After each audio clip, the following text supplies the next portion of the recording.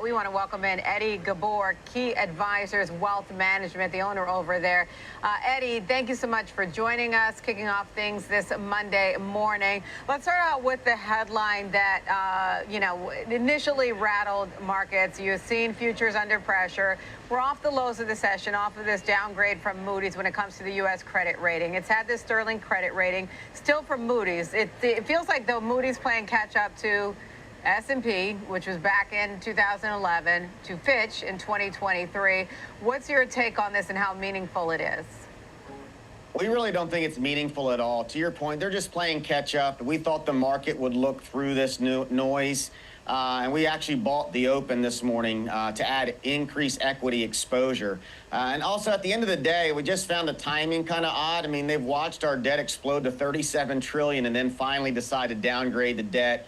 But at the end of the day, from a market standpoint, the most important thing for us to continue to follow, that's more important than what the rating agencies say, is what the bond market is telling us. And the bond market's been increasing on the 10-year, has been showing some strength over the last 3 weeks. So the spike this morning, which we've come down from a little bit, I think was just a reaction to the headlines. At the end of the day, we actually think the economy is going to accelerate from a growth perspective over the next couple of quarters, and that's probably why the bond market has started to show strength over the last 3 weeks. So we'll have to wait and see. And again, if the bond market doesn't go straight to 5%, we're going to be okay. I think we're going to be in this range-bound market in the interest rate environment, and the markets can handle that and will continue to trend in a bullish fashion, in our opinion. You know, you make a great point. That's what it seems to be spelling right now. When you look at the yield on the 10-year, is certainly not at the same levels that we saw earlier in the session when the news first, or when investors were initially pricing that news, or processing that news, I should say. So it's really about, if we saw the 10-year, the 30-year claiming 5, but if we saw the 10-year at that level, that's when one would be worried. That's exactly right. I mean, we've seen panic attacks in the bond market when we've started to get closer to that 5% range. And I think investors need to just kind of get grips with this is going to be the new normal. Inflation's going to stay elevated. Yields are going to be where they are. And at the end of the day, a 5% 10-year treasury is not that high. We've just been spoiled with 0% interest rates for over a decade, and that's what's got us in the mess that we're in. So investors need to just get acclaim to this new normal. This is where rates are going to be. This is probably where they're going to stay. And I don't think it's necessarily a bad thing to normalize interest rates. Okay, so you said you bought the market today.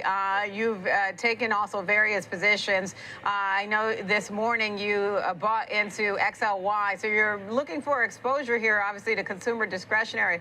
Why consumer discretionary? I mean, I know that overall it seems like your thesis is that we are going to see some growth, but what if there's slow growth? So if there's slow growth, as long as it's accelerating from a rate of change perspective, which we think we'll see, the market will reward that.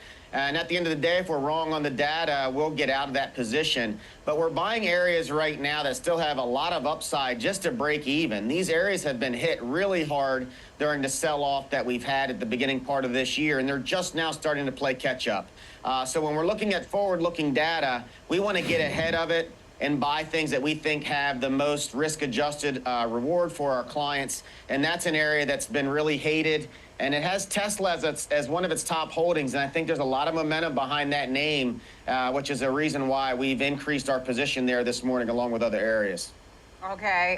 Yes, well, Tesla has certainly started to make something of a recovery, given some of the price action that we saw last week and overall within the Mag 7. Another buy that you had this morning, QQQ, that has, QQQ now positive for the year. What's your view on the balance of the year? Why are you more constructive on it now? So mega cap tech for us, frankly, is more of a defensive play than what our discretionary buy was. So we thought it was a great compliment. And whether we like it or not, this market can't make new highs without the Mag 7 being one of the leaders. And so, again, there have been areas there that are continuing to show higher lows, higher highs, and continuing to strengthen.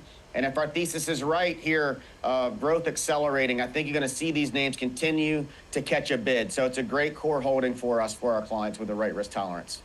Okay, and it looks like you went out for some exposure on small caps as well. Tell us about that. Yeah, so this is our biggest. This is one that's out there. That's not our strongest conviction, but it's a contrarian play. Small caps have been hated. We have been hating on them as well too.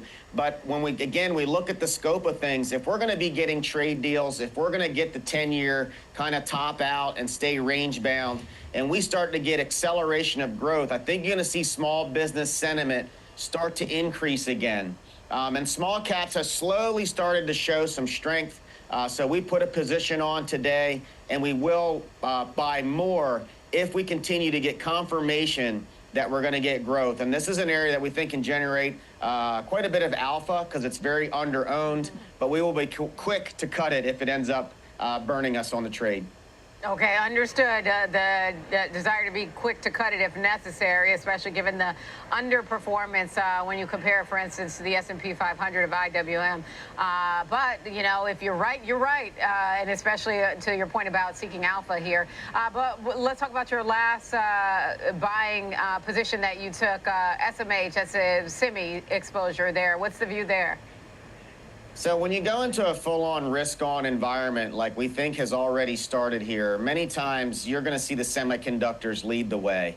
And the semiconductors were one of the worst performing areas during the crash. We already own NVIDIA for our clients, so we thought the SMH would be a broad-based way to play the semis, because if we're right on growth, I would expect the semis to lead the way, much stronger than the Mag 7.